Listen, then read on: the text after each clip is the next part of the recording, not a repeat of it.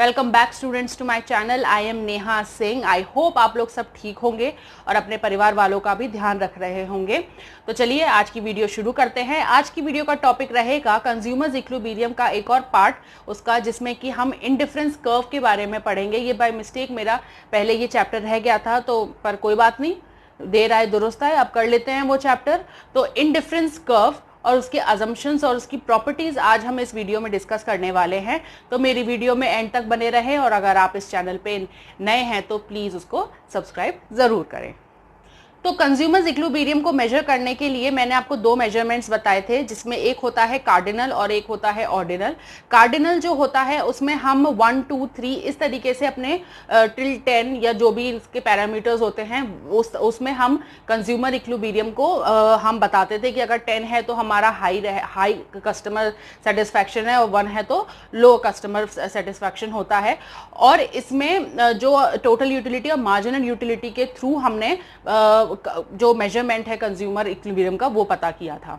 अब indifference curve में हम ये रहेगा हमारा ऑर्डिनल अप्रोच में, जो कि ऑर्डिनल अप्रोच हमारा दिया था जो इकोनॉमिस्ट है हिक्स, उन्होंने ये ऑर्डिनल अप्रोच जो है वो दिया था। तो इसमें हम ऑर्डिनल अप्रोच में क्या करते थे, रैंकिंग वाइज कंज्यूमर्स इक्विलिब्रियम को हम बताते थे कि हाई है या लो है हमारा कंज्यूमर्स इक्विलिब्रियम। ठीक है, एक रिवीजन हो गया फटाफट से एक कंज्यूमर्स इक्विलिब्रियम का।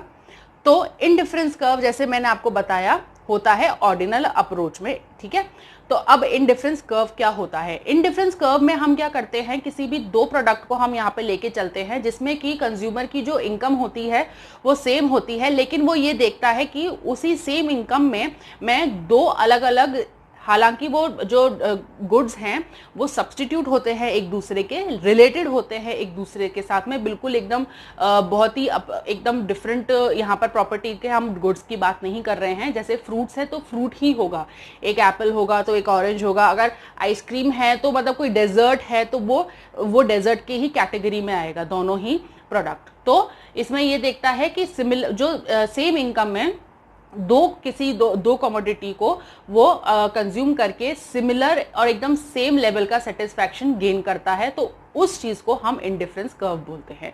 तो अब हम देख लेते हैं। It is a graph showing combination of two goods that give the consumer satisfaction and utility same level of satisfaction. ठीक है, तो मतलब उन दो गुड्स को कंज्यूम करके सेम इनकम में जो उसको सेटिस्फैक्शन मिलता है कंज्यूमर्स इक्विलिब्रियम को, उसको हम अगर ग्राफिकल रिप्रेजेंट करें उसको, तो उसको हम बोलेंगे इंडिफरेंस कर्व।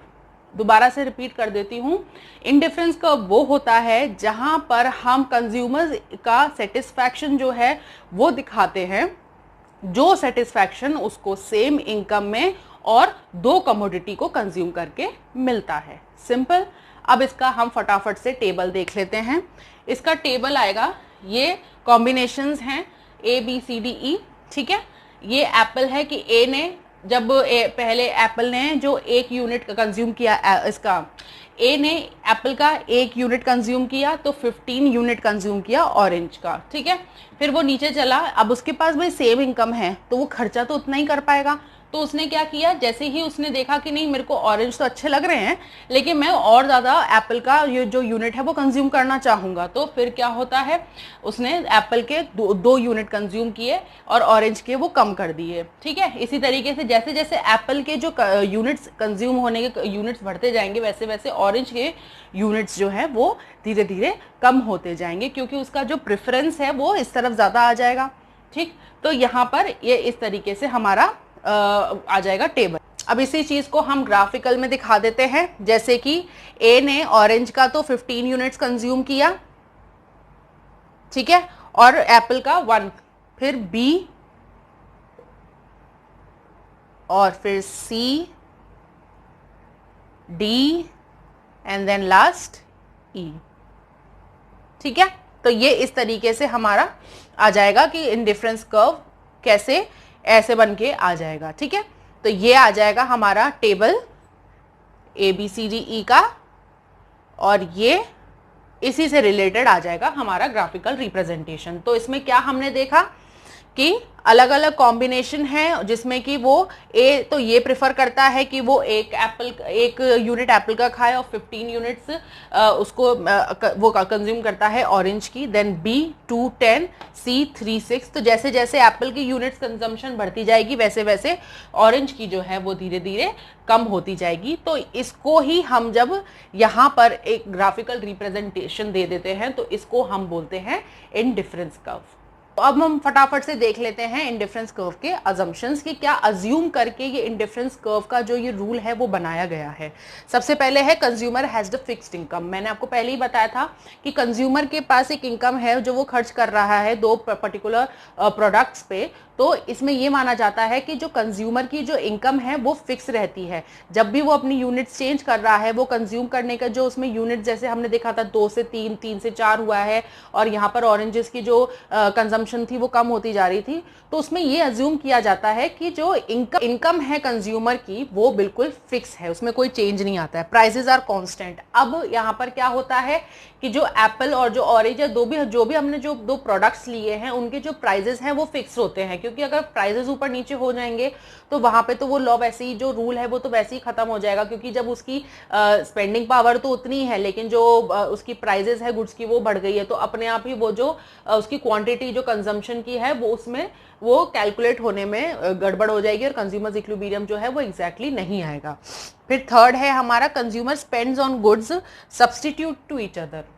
हमने पहले ही देख लिया और मैंने आपको पहले ही समझा दिया कि इसमें जो ये दो गुड्स लिए जाते हैं वो सब्स्टिट्यूट होते हैं एक दूसरे के लिए।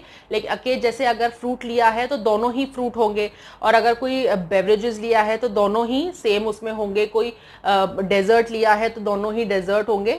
तो इसमें जो गुड्स हम जो लेते हैं वो बिल्कुल सब्स्टिट्यूट होते हैं एक दूसरे के। फिर लास्ट है कंज्यूमर इज रैशनल।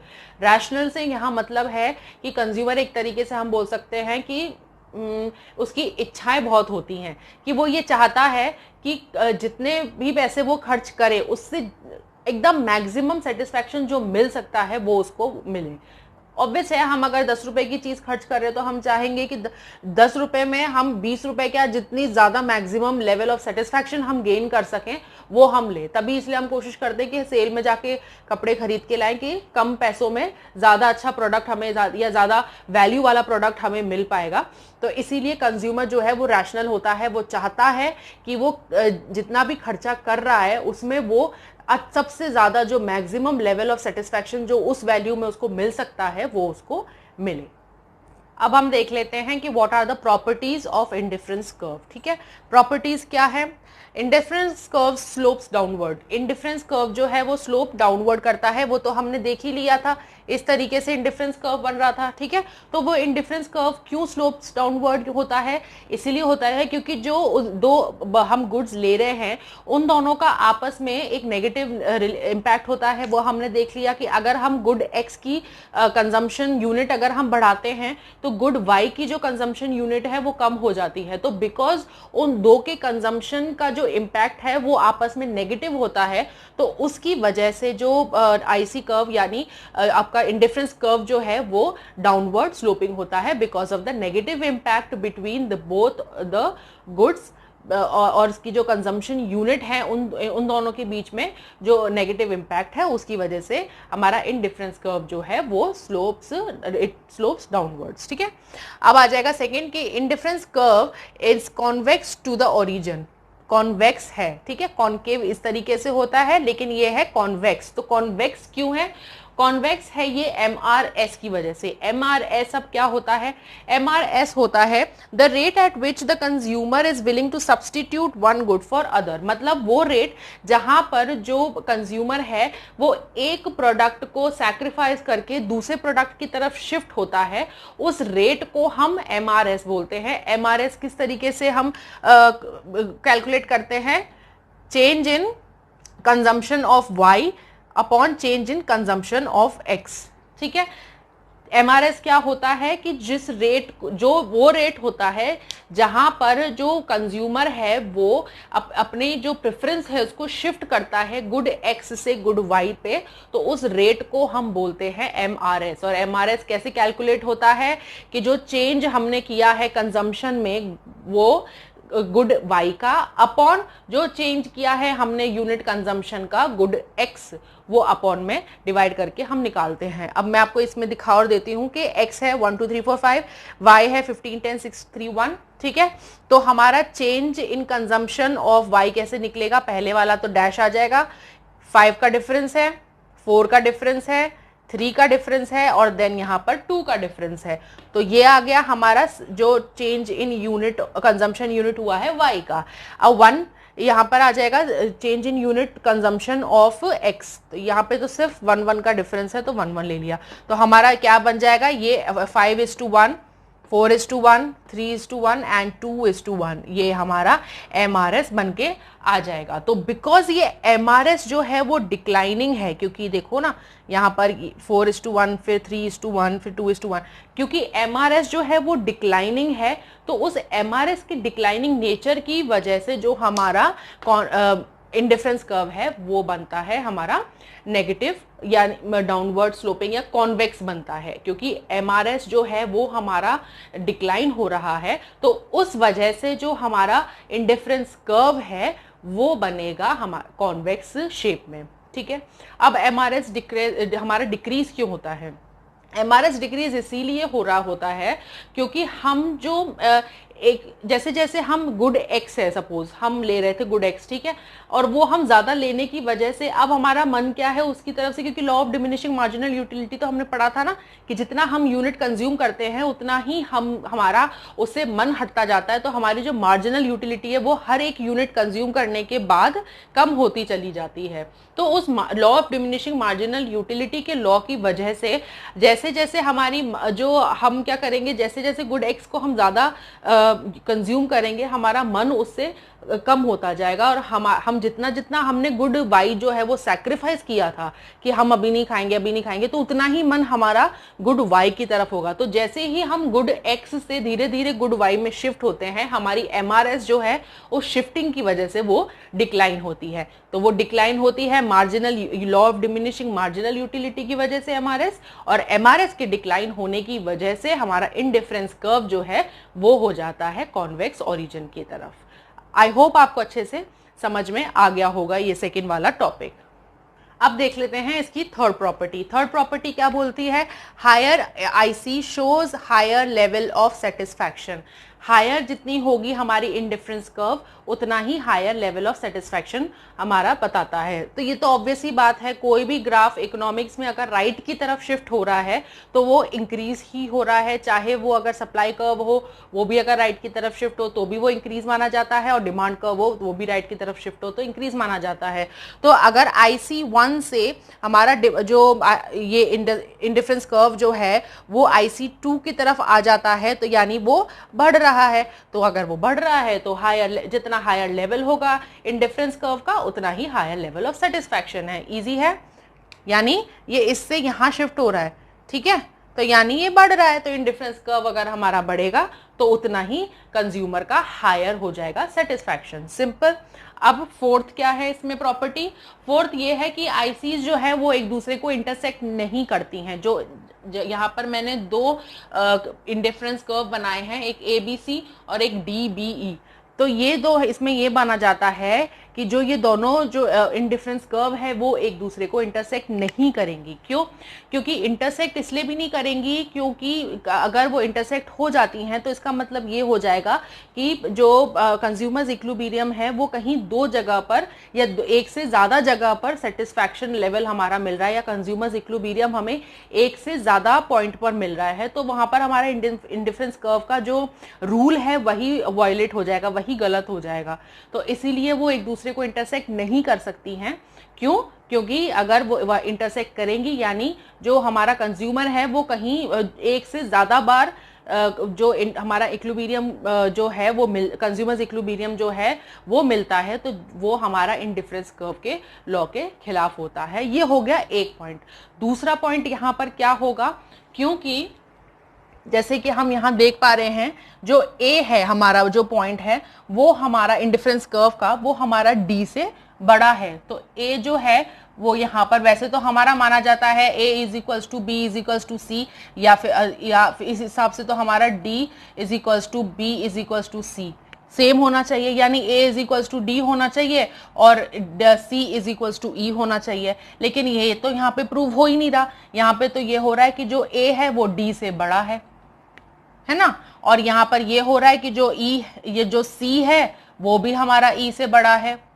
ठीक, तो ये वाली प्रॉपर्टी तो हमारी आई ही नहीं। अगर ये वाली प्रॉपर्टी आई नहीं तो ये एक दूसरे से इंटरसेक्ट ही नहीं करेंगे। जब अगर ये इक्वल होता तभी तो इंटरसेक्शन माना जाता, तो ये इक्वल है ही नहीं। हमारा A जो है वो D से बड़ा है और C जो है वो E से बड़ा है। बस यहाँ पर ये है कि ये B वाला जो है इनका ये एक कॉमन पॉइंट हो जाएगा, लेकिन इसका मतलब ये नहीं है कि ये इंटरसेक्ट करेंगी। क्यों? 2 पॉइंट हमने बता दिए, क्योंकि एक तो A बड़ा है D से, C बड़ा है E से, और दूसरा पॉइंट मैंने आपको बताया था कि अगर इंटरसेक्ट करती हैं तो इसका मतलब जो हमारा कंज्यूमर इक्विलिब्रियम है वो हमें एक से ज़्यादा पॉइंट पर हमें मिलेगा, जो कि इंडिफरेंस कर्व के जो रूल है उसको वायलेट करेगा। तो वो कैसे भी पॉसिबल नहीं हो सकता। अब स्टूडेंट्स यहाँ पर एक छोटा सा टर्म और इस्तेमाल होता है, मोनोटोनिक प्रेफरेंसेस। मोनोटोनिक प्रेफरेंस क्या होता है कि मैंने आपको पहले भी बताया कि सेम अमाउंट का खर्च करके, मतलब एक वैल्यू खर्च करके कस्टमर चाहेगा कि उसको मैक्सिमम से मैक्सिमम सेटिस्फैक्शन उस वैल्यू को खर्च करने पे उसको मिले।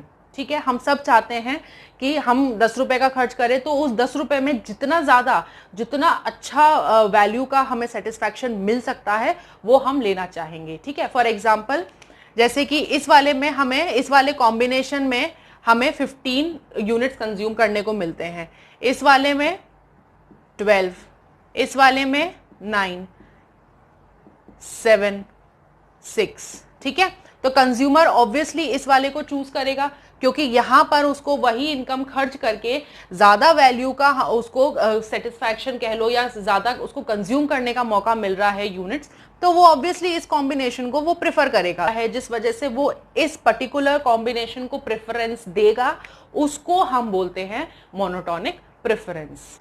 तो स्टूडेंट्स, आज की वीडियो की फटाफट से समरी देख लेते हैं। आज हमने पढ़ा व्हाट इज इंडिफरेंस कर्व, उसके अजम्पशंस, उसकी प्रॉपर्टी, और हमने एक अलग से एक छोटा सा टॉपिक लिया मोनोटोनिक प्रेफरेंसेस किसको बोलते हैं। तो आई होप स्टूडेंट्स आपको आज की वीडियो अच्छे से समझ में आ गई होगी। ये कंज्यूमर्स इक्विलिब्रियम यूनिट में एक इंपॉर्टेंट चैप्टर था, इसलिए मेरे को इसको कवर कराना बहुत ज़रूरी था। तो लास्ट में ही सही, पर ठीक है, हमने कवर कर लिया है। तो आई होप स्टूडेंट्स आपको आज की वीडियो अच्छे से समझ में आ गई होगी और आपको लगता है कि मेरा चैनल डिजर्व करता है ग्रो करना, तो प्लीज़ इस वीडियो को लाइक करें, शेयर करें, कमेंट करें अगर आपकी कोई सजेशन है जो कि मैं अप्लाई करके उसको और अपने चैनल को या मेरे लेक्चर्स को और अच्छे से उसको इम्प्रूव कर सकूं। और मेरे चैनल को सब्सक्राइब करें और मेरी इस जर्नी में मुझे जल्दी से जल्दी मेरे चैनल को ग्रो करने में मेरी हेल्प करें। Thank you.